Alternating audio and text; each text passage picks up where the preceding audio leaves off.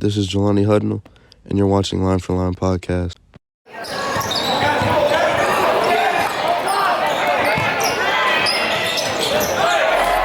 Everyday profit and win. When you get the money invested, watch who you bring in your circle, cause people is sick and infested. Make sure you keep your direction. When you look in the mirror, be proud. As long as you doing the best that you can every day, boy, it's easy to smile. Talk to the Lord and pray. Make sure your faith is strong. Just like perfume and cologne, when you stepping out, make sure you putting it on.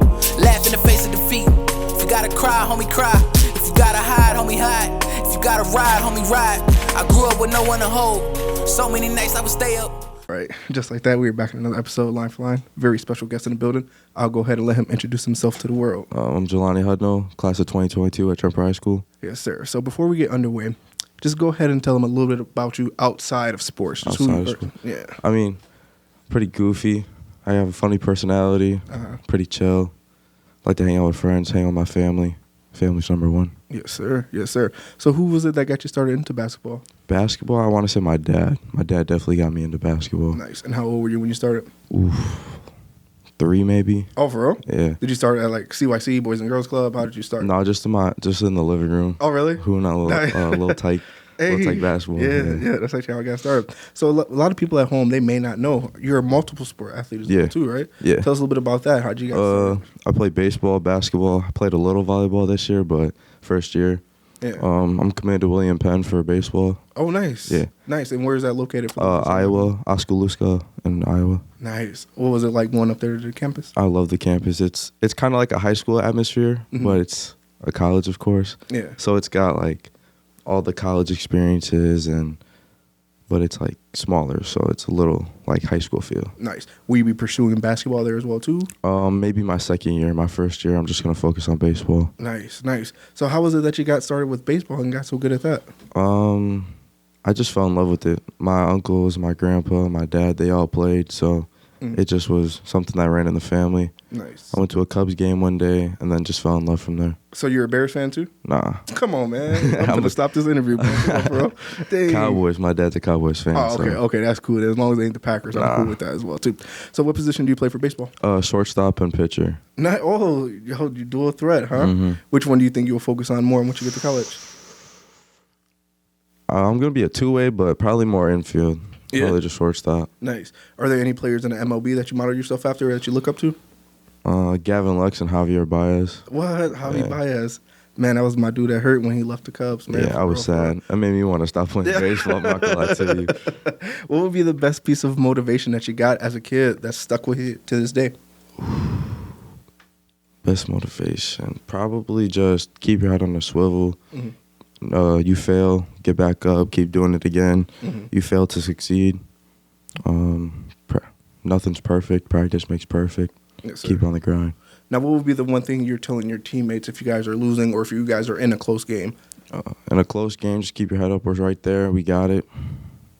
I don't know. Yeah. I mean, it's all in the moment to me. It just comes to me in the moment. Yeah. I don't really, I prepare for it, but it's more like I say what's on my head in the moment. Yeah, yeah. So now those listeners at home, they may know you from my YouTube page because obviously I put the highlights up for Tremper. Yeah. Just tell them a little bit about what you're experiencing this season with basketball.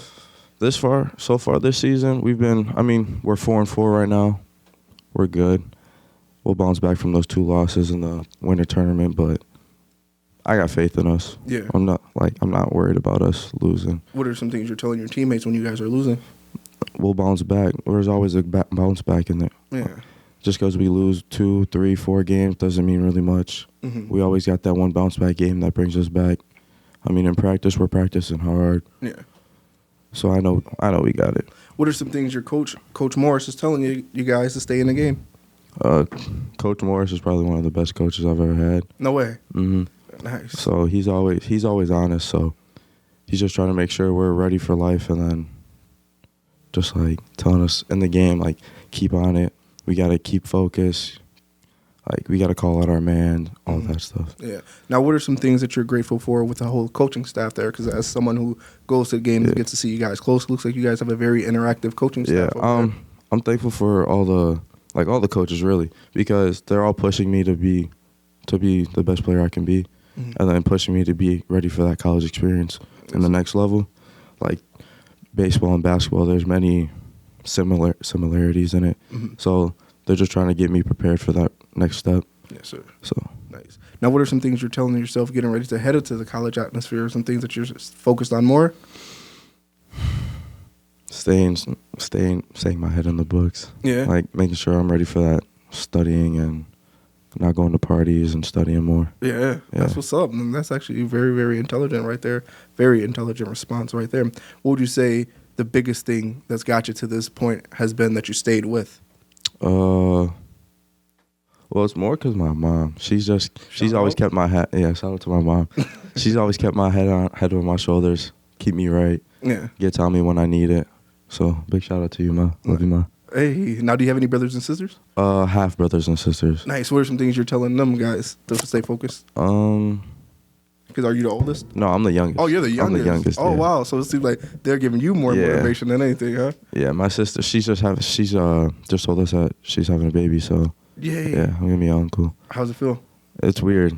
It's my big sister. I'm always protective of her, but I kind of can't no more. Yeah. So it's like, I mean, she's old enough. Yeah. And I like the guy, so he's cool. My dude. Now, what would be that one piece of advice that you would give the young man who wants to pursue basketball and baseball at the same time? Focus on school. You got to focus on that to get to any level. Like high school, like you're not going to be able to play if you don't got good grades. You're not going to be able to practice if you don't got good grades. Because you practice how you play, and if you don't play, you're not going to practice you're not going to practice good. Yes, sir. So make sure you focus on your studies before anything. But basketball, the game, you always got to keep working on your game. So I'd say just to keep working, keep at it. Whatever, like say you're bad at dribbling with your left hand, make sure you get that left hand down where you're comfortable. Triple threat, basically work on all the game. My dude. Now, what are some shooting drills that you work on? Because when I get out there and see you warming up and in the game, looks like you're a shooter. So what are some things that you're doing to make sure you're being efficient? I try and line my feet up, but my feet don't line up when I shoot. So, I mean, it's kind of hard for me when I try to line it up, and then in the game I don't line my feet up. Yeah. So, basically, I just kind of start at the rim, get to feel the ball, feel the rims, how the ball's bouncing off the rim. Yeah. And then I move back. Like, I go from block and then the hash marks on the paint.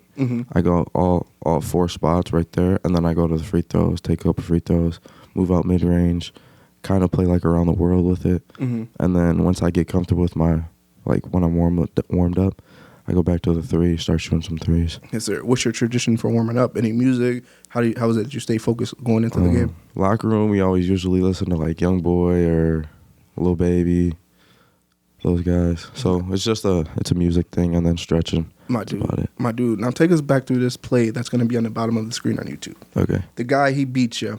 He gets to the rim, gets ready to put up a layup, and then you come in with the emphatic block. Just take us through what you saw that whole play. So basically, he had passed it up to the top of the key, and he was their shooter, so I was trying to make sure he could get the ball back. And I was denying him the ball from where the ball was. And I didn't hear a screen, I didn't hear anybody call it a screen. Maybe he did. Shout out to Will. But I don't know if there was if somebody called out the screen, but I got hit by a backdoor screen, and he curled around it. And in my head, I'm thinking, okay, here comes another bucket. And then I didn't think I was going to get around the screen in time. I got around the screen, and he caught the ball, and I was about maybe 2 steps away. And I was thinking, okay, maybe I might be able to block this. And he put the ball down, put the ball back up. And I went up, jumped with him. I really didn't think I jumped with him. I didn't think I got up that much. Yeah. And from my angle, I thought he was gonna go up and boom it. I thought he was gonna. I was thinking, I might get put on a highlight reel right here. I might get dunked on. Yeah.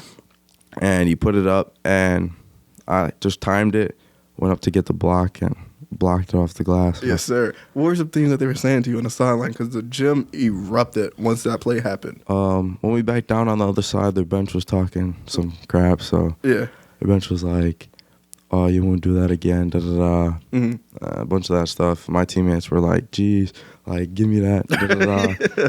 They were all. Coach was like, "Get back on defense, or get back on offense," because I was kind of talking to him. Yeah, I was just thankful that I was so close at the baseline to be able to see that and get that on film. I was like, "Oh my gosh!" You guys really rocked the crowd with that one right there.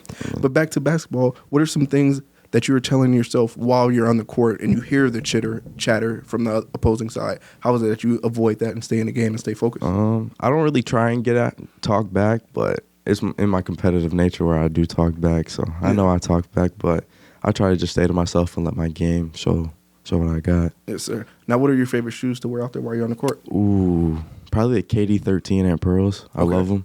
KD's and Paul George's. Nice. No Kobe's in the lineup?